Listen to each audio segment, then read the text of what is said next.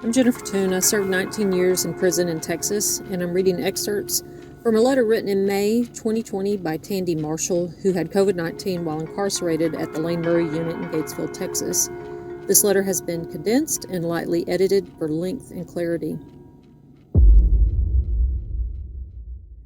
At the very least, a third of the unit is now infected. I tested on April 26, a Sunday. My positive results came in on the 28th. The only person I know I was up close to was another offender whom I walked on the rec yard with on the 1st of April. This offender worked with the laundry boss, who was the first positive case we had. Later that day, she was walked off the unit and her co-workers went into self-quarantine the next day, but not all of the offenders who worked with them. However, I had no symptoms. The offender lost her sense of taste and smell about a week later, but I still had no symptoms. Then on the 26th of April, 3 in my dorm were randomly tested due to their pre-existing conditions. They all tested positive and were taken out on Friday the 24th. This prompted medical to temperature check the entire dorm, which holds about 102 people. It was about 100 degrees in the dorm. 10 of us had high temperatures. After count, we were taken to medical, where we were placed in a cage attached to the outside of medical. We were left out there for almost 4 hours. My temp at medical was normal. A little before midnight, we went back to the dorm to get our property and were placed in the dorm where they put those with symptoms of COVID. We had to stay over the weekend, they said, because the test couldn't be taken until Sunday. Our test results were told to us by a lady who worked for medical. It's a cell block, so she just ran from door to door like, "You want your test results? You're positive." And she was off. In hindsight, I don't think I believed her. I felt fine.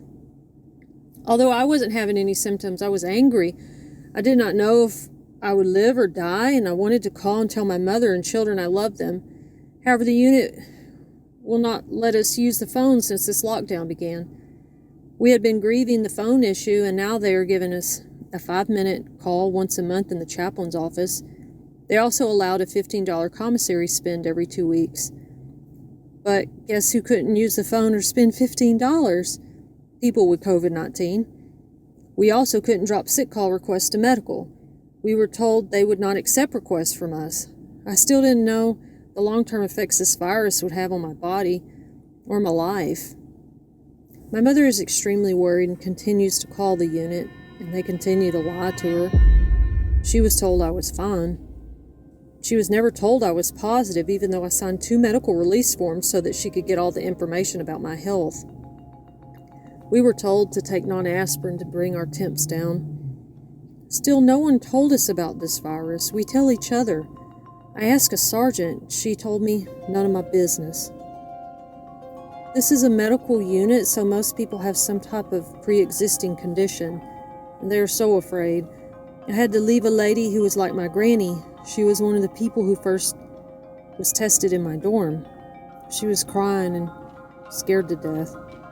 There's no compassion here, no information, and no end to this lockdown.